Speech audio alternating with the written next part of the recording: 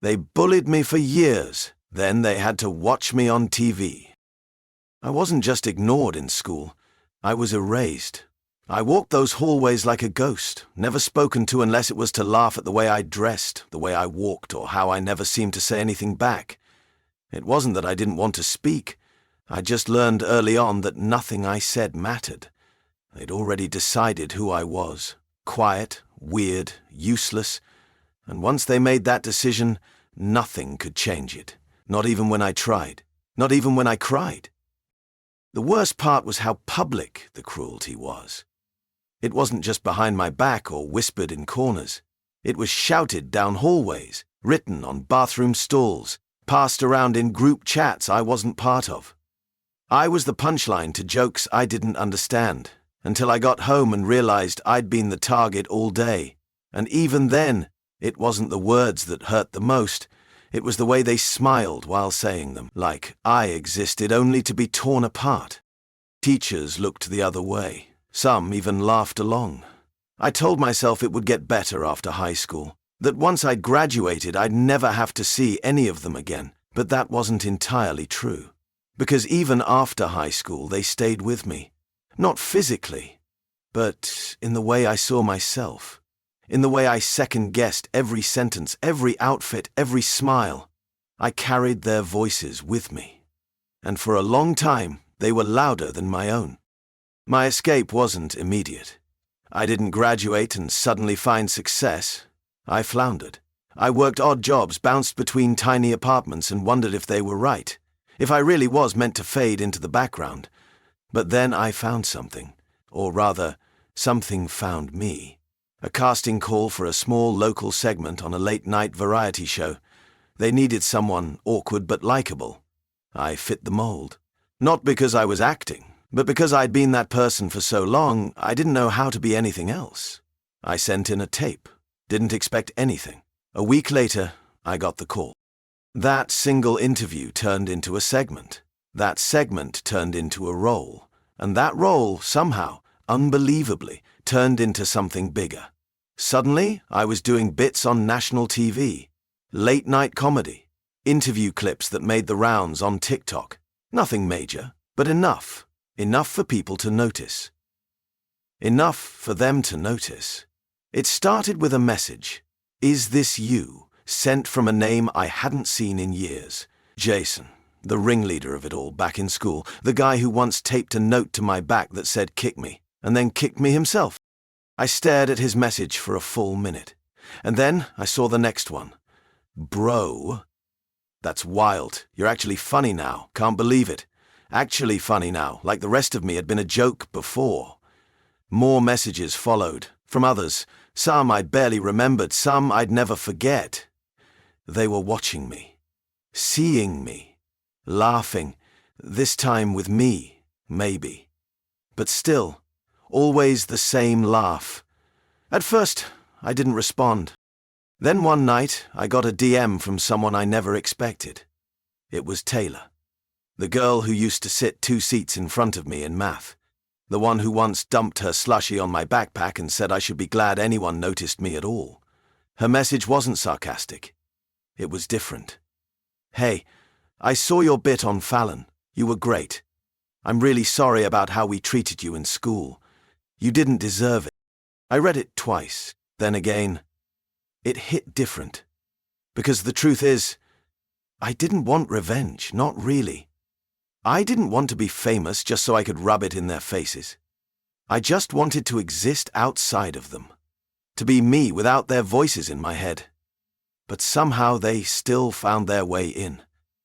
And what they didn't know, what no one knew, was that I hadn't told the whole story yet. Because the segment they all saw, that was just the beginning. It's strange how people remember you when you finally become visible. Not for who you are, but for who they think you are now. Fame, even the smallest taste of it, becomes a mirror they hold up to themselves. They see your success, and suddenly they remember things differently. You were always funny. We used to hang out, right? Didn't we have English together? It's like they rewrite their own history to make space for your rise. As if being near you now somehow erases what they did back then. But I remember. I remember everything. Jason sent me a link to a group chat one night.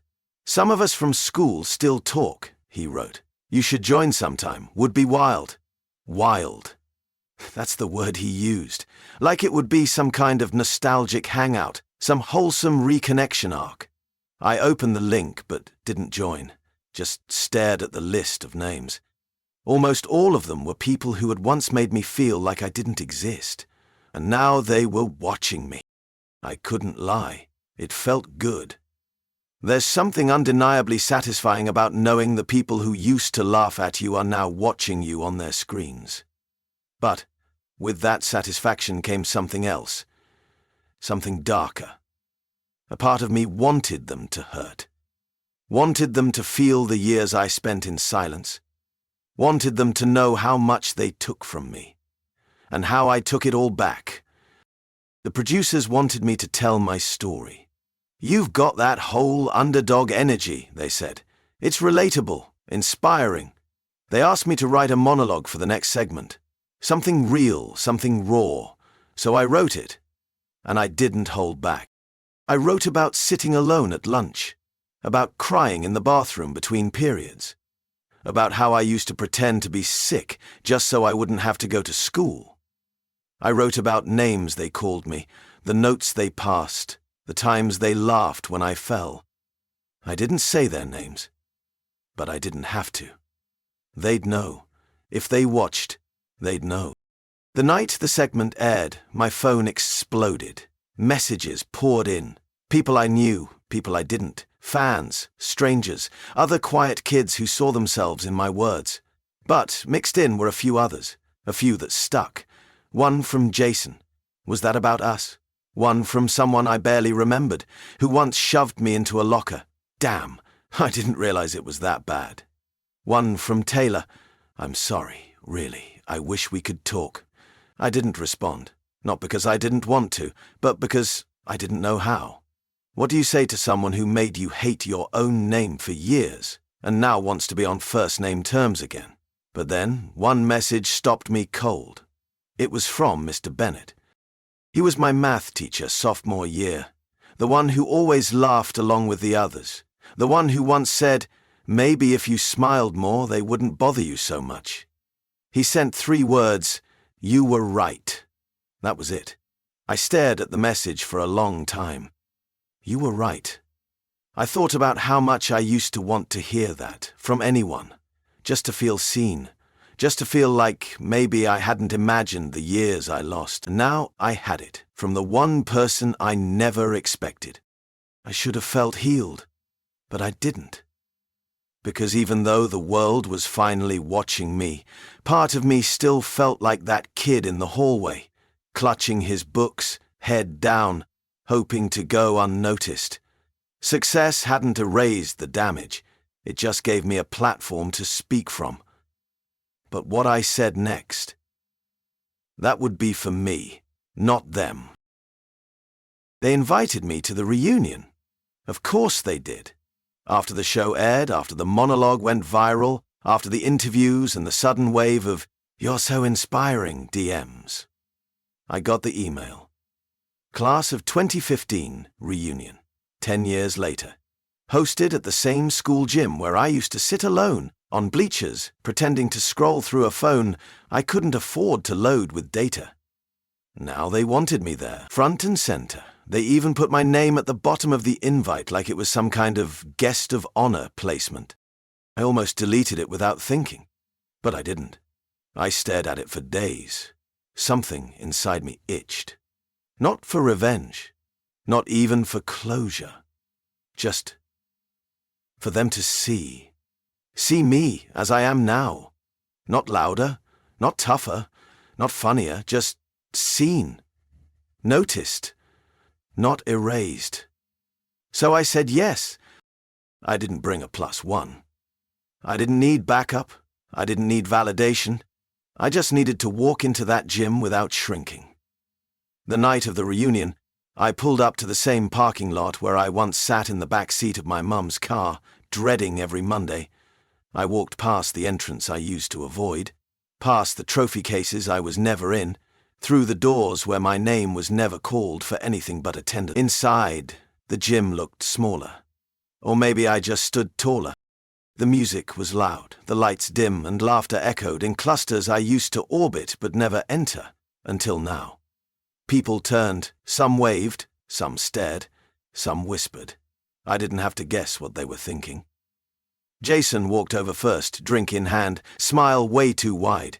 "Dude, can't believe you came," he said. "You look good, man. Like, famous good." I nodded. "Thanks." "No hard feelings, right?" he asked with a laugh that tried to pretend we were just old friends catching up. "I'm not here for feelings," I said, "hard or soft." He blinked. "Right? Yeah, that makes sense." Others came over, asked for photos, said they watched the show, said they always knew I had something. Some apologized, most didn't. Some meant it, most didn't. But it didn't matter, because I wasn't there for them. I walked to the center of the gym and stood under the old scoreboard. That thing hadn't worked even back then. I remembered staring at it during dodgeball, pretending that somehow it could track something invisible. Like pain, shame, survival. Someone handed me a microphone. I didn't ask for one, but somehow it felt right. So I spoke. "I don't know why I came," I started. "Maybe I thought it'd feel good. Maybe I thought it would hurt. Maybe both." The room quieted. "I used to stand in this gym and pray I could disappear. Some of you helped me feel that way. Some of you didn't even know my name." A few people shifted uncomfortably. One girl looked at the floor. "I'm not here to shame anyone. I'm not even here to forgive. I'm just here to show you that I survived." Silence. Real silence. The kind I'd begged for so many years ago. And in that silence, I realized something. I didn't need them to hear me. I needed to hear myself. I handed the mic back and walked out. No dramatic exit, no slow claps. Just me, choosing to leave on my terms. And outside, under the glow of the parking lot lights, I finally felt it. Not revenge, not justice, not even victory. Just peace. And maybe that was the loudest message of all.